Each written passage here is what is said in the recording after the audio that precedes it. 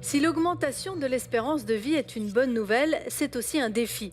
Pour les évangélistes de la robotisation et de l'intelligence artificielle, la solution au vieillissement et à la dépendance est déjà entrée dans les maisons de retraite et les EMS.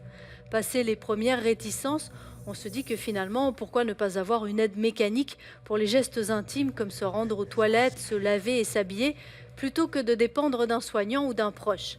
Mais si le robot finit par remplacer aussi les contacts humains et qu'il devient le seul rempart contre la solitude, c'est une autre affaire. Ces questions et une foule d'autres s'ouvrent à mesure que se perfectionnent nos alter-ego de plastique, de métal et de silicium. Un reportage de François Janet et Jacqueline Dubuis.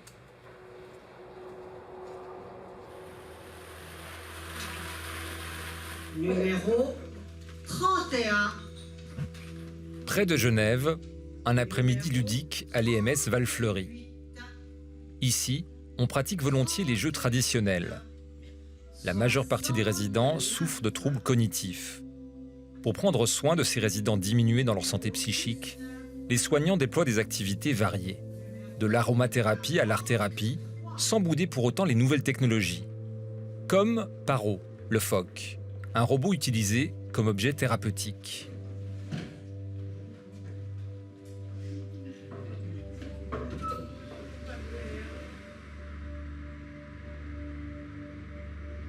Ursula Carretero est détachée des équipes soignantes. Elle est chargée des situations spéciales, souvent lourdes en émotions. En fait, la problématique des personnes, surtout démentes, c'est qu'il y a une grande anxiété. Je suppose, j'essaye de me mettre à leur place, que quand on comprend plus le monde autour de soi, quand on comprend plus ce que l'autre veut, quand on sait plus ce que c'est la salle de bain, mais qu'on sent que quelqu'un nous amène quelque part et on n'a pas compris quoi, eh ben, c'est normal qu'il y ait de l'anxiété qui naisse. Et cette anxiété, c'est vraiment un paramètre qui intervient beaucoup sur la qualité de vie de ces personnes, qui la diminue. Donc, qu'est-ce que on fait, qu'on essaye de faire avec ce chariot, c'est quand il y a l'anxiété, on essaie de lui faire vivre, de le rencontrer dans autre chose, dans une émotion, dans quelque chose de positif. Ça peut être une odeur qu'on reconnaît, l'odeur du miel qui rappelle la grand-maman qui faisait les tartines à 4 heures, ou le toucher, toucher quelque chose qui est agréable, qui est doux, qui fait aussi que cette émotion intérieure, cette envie de se sentir en sécurité puisse peut-être renaître quelque part. Paro, le robot thérapeutique, a été mis au point au Japon. Cela fait 1 an et demi qu'Ursula en prend soin à Val-Fleury. Malgré ses moteurs, ses capteurs, ses micros, Paro a tout d'un vrai bébé phoque. Le son de ses cris provient d'ailleurs de l'enregistrement du véritable animal. Il connaît un grand succès auprès des résidents de l'institution.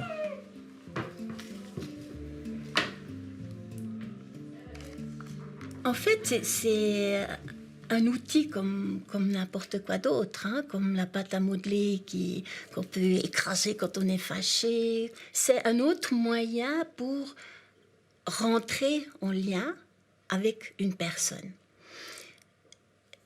Un grand défi, c'est quand même de pouvoir entrer en lien avec des personnes qu'on dit étant dans un autre monde. Moi, je trouve qu'il faut oublier ce truc qu'ils sont dans un autre monde. Ils sont là où on les laisse. Lui, parfois, il arrive à les ramener à ici et maintenant. Vous êtes fait une idée maintenant. Qu'est-ce que c'est que ce truc-là? C'est un animal pour jouer. Ouais. Non, Ouais. c'est pas un vrai en tout cas. Ben non, hein. Non, Non. en tout cas pas. Faut quand même pas nous prendre pour les... Mais j'ai jamais dit que c'était un vrai non plus, hein. Je vous ai dit, Moi, c'est pas j'ai ce vrai. truc-là, hein. Oui. Et peut-être un peu robot, hein, comme Oui, ça. drôlement bien. Il est bien, hein. Oh. À Val-Fleury, Paro est utilisé irrégulièrement. Une partie des résidents, ceux qui craignent les animaux notamment, restent indifférentes à ces grands yeux cajoleurs. Mais une autre partie ne cache pas son enthousiasme. Quand la direction de l'EMS, début 2015, a choisi de s'équiper d'un robot, les réactions ont été mitigées. Dans ces personnes qui ont une certaine réticence, ils avaient peur qu'on infantilise le résident et ils ont vu plus l'aspect peluche que l'aspect robot. Madame Bader souffre d'Alzheimer. Il est devenu impossible pour elle de rester seule à la maison. Avec l'évolution de la maladie, elle ne s'exprime aujourd'hui plus qu'en allemand, sa langue maternelle. À chaque fois, Paro a sur elle un effet étonnant. Un effet que sa fille découvre en même temps que nous. L'interaction avec le robot la surprise et touchée.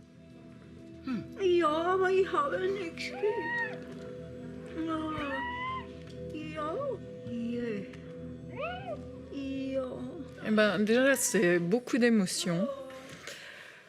Je trouve que c'est épatant de voir comment elle arrive à interagir avec ce robot, quoi. Elle le touche, elle le caresse, et puis elle exprime une tendresse. Elle réagit avec de façon complètement naturelle et très très impliquée, vraiment complètement impliquée. On a l'impression qu'elle veut sauver l'animal. Elle lui dit « mais pourquoi tu pleures ?» Et vraiment, elle s'en occupe avec intensité. Autrement dit, pour vous, c'est une expérience que vous qualifiez comment ? Positive, absolument positive. Et je pense je veux dire, s'il n'y avait pas ça, quand est-ce qu'elle vivrait des moments de ce genre ? Peut-être jamais. Hein. Donc elle a vraiment l'impression de ça. De pouvoir protéger. Exactement, elle protège. Donc ça lui donne une utilité, un sentiment de... Ouais. Ça répond à un besoin que nous avons tous. Recevoir de l'amour, de l'attention, de toucher, aimant, mais aussi en donner. Et quand on est seul, souvent, les occasions manquent parfois un peu de pouvoir en donner. Et c'est juste magique pour ça.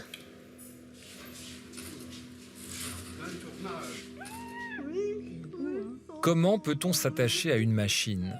Comment un robot réussit-il à calmer une angoisse ?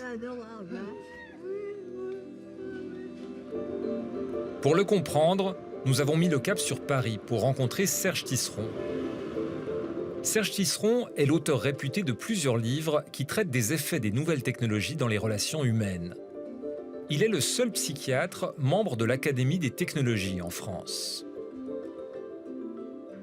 Ce qui est mobilisé chez l'humain avec les robots, c'est d'abord la fibre parentale. On s'occupe d'un objet qui va ensuite s'occuper de nous. Et donc, il y a cette réciprocité qui fait que la relation avec le robot n'a rien de comparable avec la relation avec une peluche traditionnelle ou avec un doudou ou avec un jouet. C'est cette illusion d'une réciprocité avec le robot qui mime la réciprocité humaine qui va créer ce lien d'attachement très fort. Il est fin gras. Il est engraissé ici. Maintenant, ça fait qu'il me connaît. Ça fait un petit moment que vous lui parlez, vous pensez qu'il va vous reconnaître. Comment il s'appelle? Paro. Comment? Paro. Faro. Pour nous, en tout cas, les premiers soignants qui ont eu affaire à la démonstration de Paro, pour nous, c'était tout de suite l'action thérapeutique non médicamenteuse qui nous a attirés. Nous, on a tout de suite fait le lien avec les situations qu'on vivait sur le terrain. Bon, heureusement que ce soir, tout est déjà organisé. Vous pouvez dormir ici. Je vais dormir ici ce soir? Oui. Il y a un lit? Pour vous. Pour Madame Isabelle. Oui, voilà. Ouais. C'est bien. Alors c'est bon. Je ne suis pas à la rue alors. Oh non, pas du tout. Ah bien. non. Je rentrerai demain. Ouais, on verra ça À demain. l'école de médecine, Ouais. mes parents. Ouais, on regardera ça tranquillement demain. On a pu soulager des crises anxieuses par rapport à certains résidents, vraiment qui ont amené un plus et qui ont diminué le travail des soignants, quoi. Les crises anxieuses, c'est vraiment des choses qui perturbent beaucoup la prise en soin et aussi à quelque part anxiogène pour l'équipe soignante. C'est un vrai ou bien? Non, c'est un robot. Il réagit. Il n'est pas vrai. Ça te plaît pas du tout. Pas du tout, ça lui plaît. Vu que les résidents se sont un peu apaisés, on a le contact après avec les résidents qui sont plus, ils sont plus apaisés, donc du coup on peut communiquer par rapport à Paro. Et souvent ça fonctionne bien et nous on est contents, du coup c'est agréable de travailler dans un endroit comme ça et que les résidents sont calmes et puis nous on arrive à leur rendre quelque part entre guillemets service du coup, donc c'est valorisant pour nous aussi, oui. Oui, dis donc, on a des beaux yeux, toi. Les animaux domestiques aussi ont un pouvoir calmant sur les résidents agités. Mais Paro n'est jamais impatient, agressif ou capricieux. Il ne provoque pas non plus d'allergie. Autant d'atouts déterminants. Et l'humain alors dans tout ça? Je pense qu'un être humain peut le faire. Maintenant, tout le monde le sait, il faut du temps. Il faut du temps qu'on soit entendu, qu'on soit vu, qu'on soit ressenti. Donc c'est long. Alors que si je viens avec n'importe quoi comme objet, parfois, très souvent, eh ben, c'est l'objet qui va faire que la personne revient. Donc c'est souvent plus rapide. Bonjour, je suis Zora, je vais utiliser... Autre IMS, autres robots et autres applications. À la diligence, à Morges, c'est Zora qui assure certaines animations.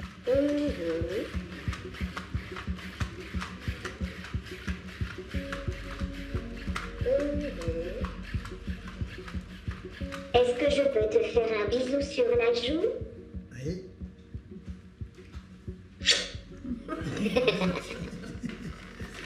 Je me suis bien amusée. Au revoir. Vous avez envie de lui parler? Je ne sais pas quoi lui dire. Vous ne savez pas quoi lui dire aujourd'hui? Non, non, pas autrement. D'accord. Ici aussi, l'arrivée des robots, il y a un peu plus d'1 an, a provoqué quelques inquiétudes. Qu'elle fasse quelque chose. C'était surtout, est-ce que Zora va remplacer du personnel? Ça, c'était un petit peu le stress. Est-ce que Zora sera un robot où on pourra discuter avec elle? Et qu'est-ce que vous répondez à ces questions? Alors, Zora ne remplace pas le personnel. Je trouve qu'elle mobilise plusieurs personnes. Pour moi, c'est plutôt un nouveau métier qui peut se créer en travaillant avec Zora. C'est-à-dire bien maîtriser un ordinateur, une tablette, savoir animer et savoir entrer en contact. Puis je vais avoir un bâton. Appuyez sur mon pied gauche pour fermer mes doigts. Zora danse, anime des discussions et donne des leçons de gymnastique. Mais elle n'a pas d'autonomie. Zora suit aveuglément une programmation prédéfinie par l'animatrice qui la dirige. On a plusieurs applications et puis c'est tout simple, il suffit de cliquer sur l'application qu'on décide d'ouvrir et puis après ça se transmet avec le Wi-Fi sur Zora et puis elle se met en route. C'est le côté ludique du robot qui lui assure un certain succès.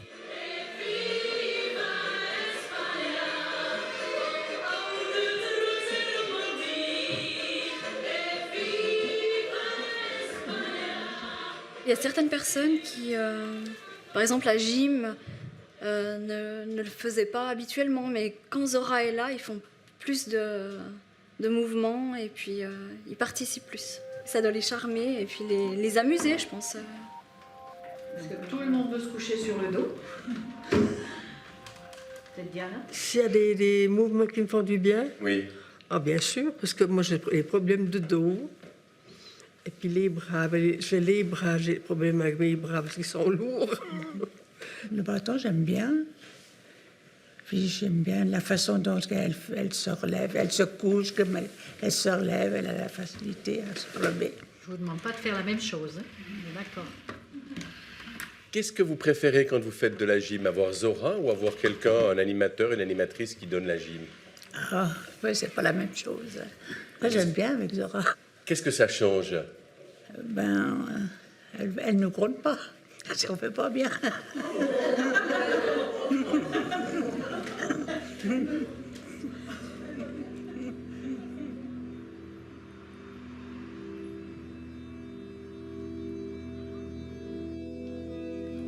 On s'est aperçu aussi que, en effet, certaines personnes âgées sont plus disponibles pour suivre les consignes d'un robot, par exemple dans des actes de gymnastique, que suivre les consignes d'un humain. Alors pourquoi?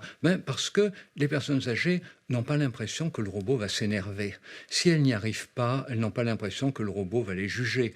Si, d'une fois sur l'autre, elles n'ont pas fait de progrès, elles n'ont pas l'impression que le robot va le leur reprocher. Le robot reste neutre, il reste, on pourrait dire, d'humeur égale. Et ça, c'est très précieux pour certaines personnes âgées. Certaines préfèrent avoir affaire au robot, certaines préfèrent avoir affaire à l'humain, et il y en a aussi qui préfèrent avoir affaire à un robot en présence d'un humain qui programme le robot à côté d'elle. Ne baissez pas les bras. Ne baissez pas les bras, non, je baisse pas les bras. La bonne position pour qu'elle reparte. Autre capacité particulière des robots, ils incitent à la confidence. Qu'est-ce qu'elle nous dit là? Tenez le coup, elle vous encourage. La première fois où elle a pu se confier à Zora, lui parler, lui dire qu'elle était belle, qu'elle était jeune, qu'elle était agréable, qu'elle était jolie, elle a eu toute une discussion et à la fin de l'entretien, lorsque je lui ai dit ce soir lors du téléphone avec votre fille, vous pourrez lui parler, lui dire que vous avez parlé avec Zora, et elle me dit mais c'est pas possible, je peux pas dire à ma fille que j'ai parlé avec un robot. Ma fille ne me croira pas. Est-ce que je peux te faire un bisou sur la joue? Oui. On doit veiller effectivement, puisque la personne se confie, c'est souvent des secrets de longue date. Et là, pour moi, cette confidence doit rester vraiment une confidence. Donc, il n'y aura absolument rien d'inscrit où que ce soit. Alors, on a absolument désactivé les caméras et l'enregistrement.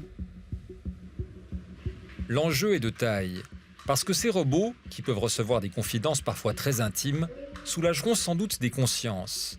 Mais il faudra garantir leur discrétion. Aussitôt que nous abordons des sujets qui sont très sensibles pour nous, des éléments de vie où nous avons de la culpabilité, nous avons de la honte, nous avons de l'inquiétude, est-ce que nous avons bien agi ou pas, c'est très difficile d'en parler à un humain, parce que nous craignons toujours d'être condamné. Alors nous guettons si peut-être l'humain va avoir un petit clignement d'yeux, un petit rictus. Et si c'est le cas, nous n'allons peut-être pas aller jusqu'au bout de ce que nous avons envie de dire.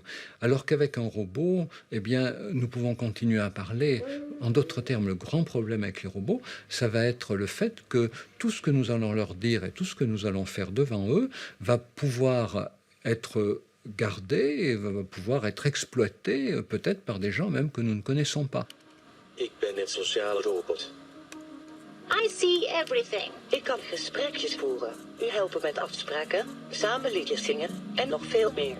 Aux Pays-Bas, une équipe de chercheurs a confié un robot de compagnie à des dames âgées qui vivent seules dans leur appartement.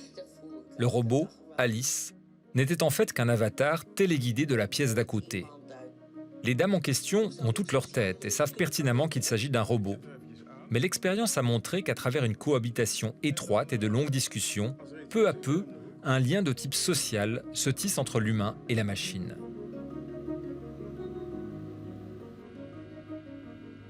Dag mevrouw van Witmaarsen, leuk u weer te zien. Dag Alice, ik vind het fijn om je ook weer te zien.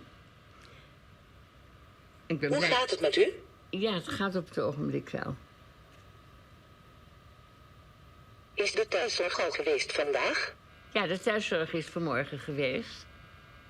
Wat komen ze meestal doen? Ze komen me 's morgens wassen. 'S middags komen ze voor contrôle om te kijken. Il y aura beaucoup de raisons pour qu'une personne âgée s'attache à son robot. Mais si en plus le robot témoigne de la curiosité, comme un humain pourrait le faire, le robot va très vite devenir un substitut à un humain par l'intérêt qu'il porte à la personne âgée. Et le problème, ça va être peut-être que la personne âgée finisse par oublier que dans son immeuble ou un immeuble à côté, il y a des personnes qui pourraient interagir avec elle, qui ne seraient pas des robots, qui seraient des humains. Mais la personne âgée pourra oublier même que ça existe parce que son robot pourra lui apporter finalement la réponse à beaucoup de ses préoccupations dans la vie quotidienne et même ses préoccupations relationnelles. L'objectif des scientifiques néerlandais est de vérifier si un robot peut vraiment rompre la solitude des personnes âgées. La coopération avec le robot y contribue fortement. Wat zal die postcode hier in Amsterdam? En daar moet ik ook een boek van hebben natuurlijk. Moet ik toch van de postcodes moet ik ook een boek hebben. Dan ga ik even naar de kast. Welke straat woont Bart? Waar Bart woont, op Torteliusstraat. De postcode is 1057 BA. 1057 en dan erachter. 1057 BA. Actuellement, des gens sont moins seuls avec la télévision. Donc bien évidemment, lorsqu'un robot sera chez ces personnes, l'illusion sera encore beaucoup plus forte de n'être pas seul. Et c'est vrai que d'une certaine manière, ces personnes ne seront plus seules. Elles seront avec une machine avec laquelle elles pourront interagir, et cette machine pourra leur rendre des services. Hup, Holland, hup. Donc évidemment, ces personnes seront moins seules, avec le risque qu'elles se sentent tellement bien avec le robot qu'elles préféreront finalement ce robot gratifiant, toujours disponible, toujours fiable, toujours bien prédictible. Elles finiront par préférer ce robot à la compagnie d'humains toujours assez peu prédictible, assez peu fiable. C'est ce qu'on appelle déjà le risque de robodépendance. Plus tard, une autre dame ira jusqu'à feuilleter un album de photos pour présenter sa famille à Alice. Kan je hem nu zien? Iets hoger. Nog hoger. Zo. Oh ja. Kan je het nu zien? Goed zo. Wat leuk. Ja, het was een hele leuke beer om te zien. Inutile de préciser qu'à la fin de cette expérience, les adieux ont été douloureux.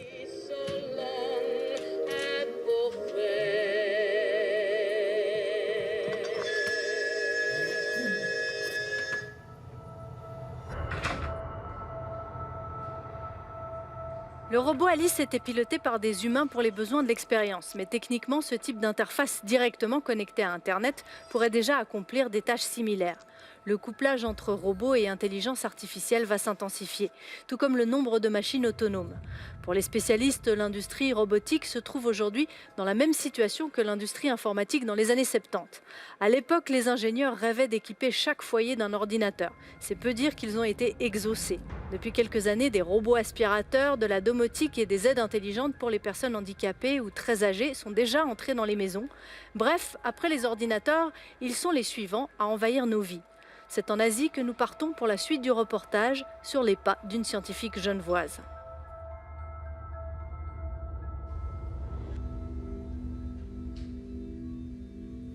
Hello Nadine, how are you? I recognize you are Nadine.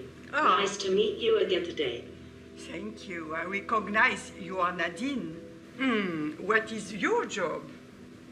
I am a receptionist. I can help and assist people. Well, this is great. Are you an intelligent social robot? I am smarter than all the other robots. I am a humanoid social companion. Do you have emotions? Yes, I have emotions. I can be happy or sad. I have a lot of compassion for others. Oh, that's very important. Nadine est peut-être aujourd'hui le robot de compagnie le plus évolué au monde. Cela fait 3 ans que Nadia Manena-Thalmann développe cet androïde. Mais des années de travaux ont précédé le modelage de son enveloppe.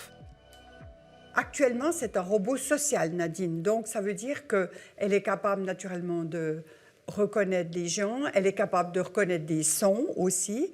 Et ensuite, elle est capable, si on lui pose des questions, de répondre et naturellement d'exprimer ou de simuler des émotions. Si on a l'air triste, elle va, être dans un état d'âme apparent triste. Naturellement, c'est toujours de la simulation, mais elle est capable de répondre à des questions, elle est capable de faire des liens avec ce qu'elle a entendu dans le passé. Pour développer Nadine, cette scientifique suisse a été généreusement invitée en Asie, la région du monde la plus avancée dans la recherche en robotique. Nous l'avons donc suivie jusqu'à Singapour.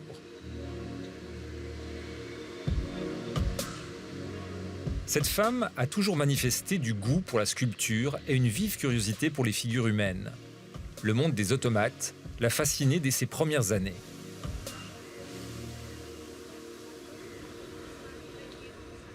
en allant à Sainte-Croix, où mes parents habitaient dans les musées, ou au-dessus de Sainte-Croix, il y a énormément d'automates.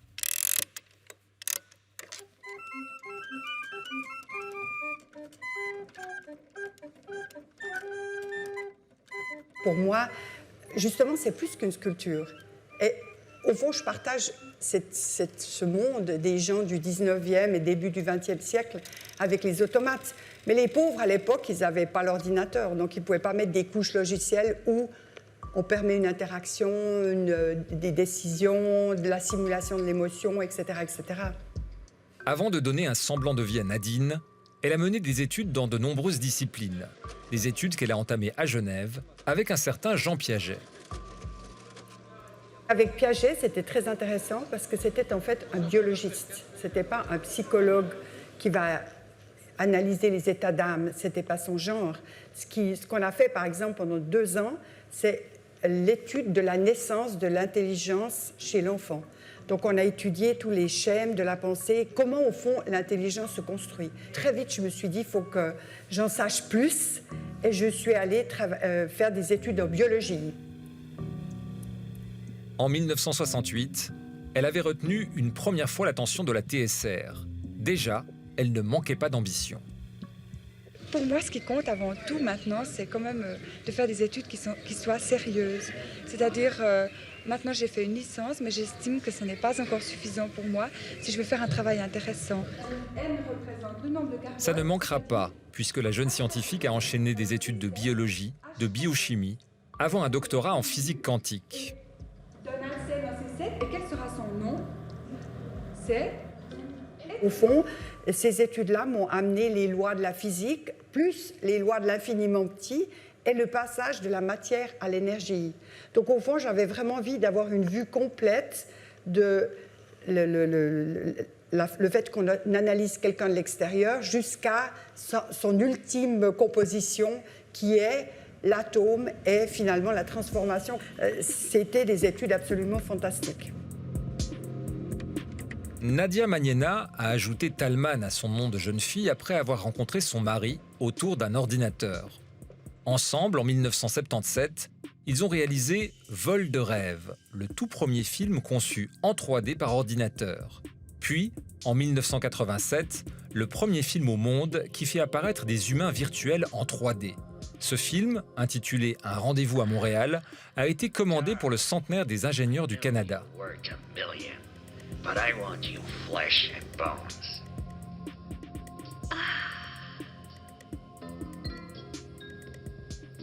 Here's looking at you, kid.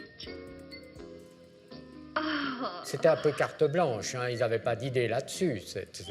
C'est l'idée qu'on a eue, elle a d'ailleurs été modifiée. Il y a eu d'abord quatre personnages. On était plus ambitieux, on a voulu faire. Je me souviens qu'il y avait Elvis Presley et Lady Di qui étaient dans le projet, et après on les a abandonnés. Je leur ai proposé, on invente une histoire de faire Marilyn et Humphrey qui se rencontrent dans un café où la rencontre n'a jamais existé. On vous montre ça en 3D, est-ce que ça vous plaît? Et ils ont été d'accord. Alors c'est comme ça qu'on a fait le film, et ça a fait le tour de la planète.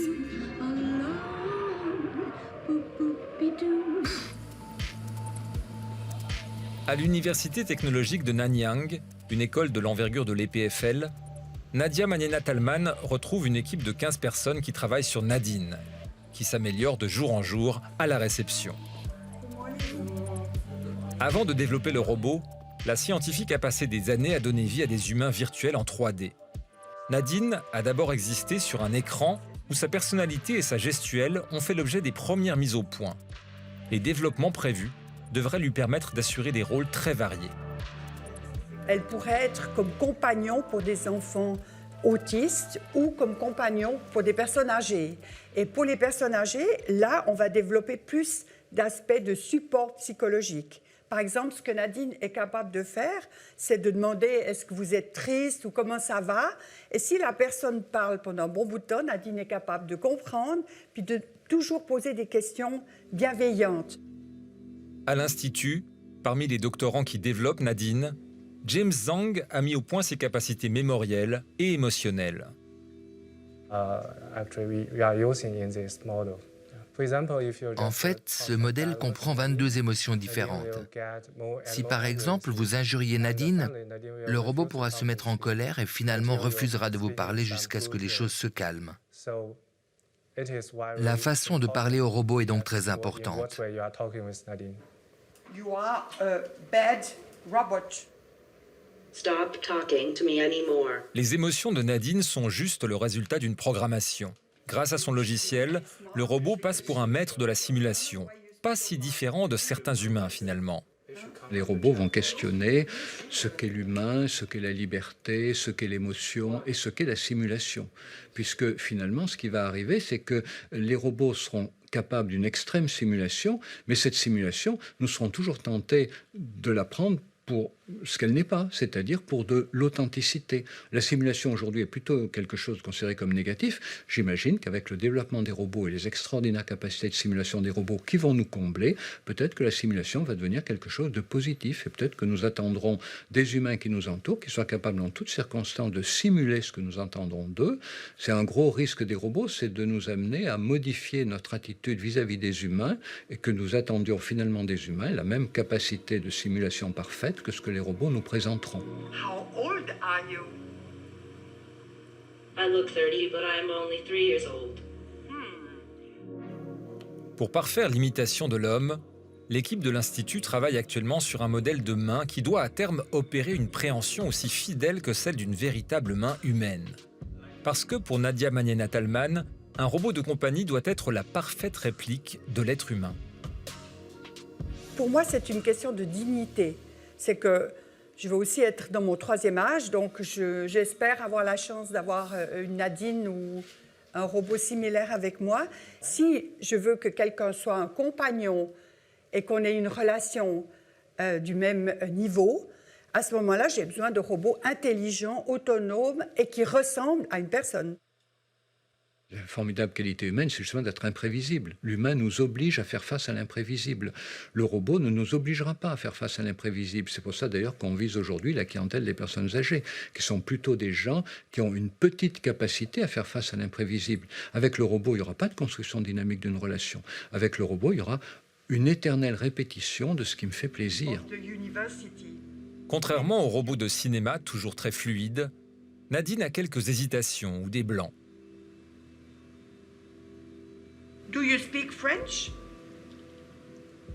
Oui, je parle français. Où habites-tu? Elle est moins avancée en français qu'en anglais et parfois un peu perdue quand on change de langue. J'habite à Singapour. Quelle heure est-il? Je suis une réceptionniste. Comme de nombreux concepteurs de robots Android, Nadia Maniena-Tallmann a conçu Nadine à son image. Et cela peut surprendre. Nadine, je l'ai faite à mon image pour 2 raisons. Un, c'est que je passe énormément d'heures avec elle et le fait qu'elle ressemble, disons, plutôt à une de mes filles, vu qu'elle paraît plus jeune, fait qu'on est plus liés. Si maintenant on arrive à créer des banques de données de ma façon de réagir propre, on pourra les donner à Nadine qui, elle, pourra s'inspirer et être non seulement la forme physique comme moi-même, mais dans toute sa gestuelle et peut-être aussi sa manière de raisonner. Nadine a l'image de Nadia, plus jeune et toujours disponible. Pour son mari, la comparaison résonne d'un écho assez troublant. Bon, c'est vrai que c'est un cas particulier pour moi, puisque quand même elle ressemble beaucoup à ma femme. Bien sûr, on sait que ce ne sera pas exactement comme un humain, mais ça peut amener même peut-être aussi des choses qu'un humain ne peut pas amener, quoi. Mais déjà, cette permanence, de l'avoir 24 heures sur 24, jamais fatiguée. Justement, votre femme est souvent absente, toujours très, très occupée. Avec Nadine à proximité, elle est quand même un petit peu là. Alors ça, c'est déjà différent, hein, parce que je pense que si c'est utilitaire ou si c'est quelque chose de... Ça, mais, ouais, non, elle ne remplace pas. Le robot ne remplace absolument pas Nadia. Nadine est un prototype qui a coûté des centaines de milliers de francs. L'objectif est d'en faire un robot de compagnie abordable, fiable et efficace. Cela prendra en tout cas 5 à 10 ans.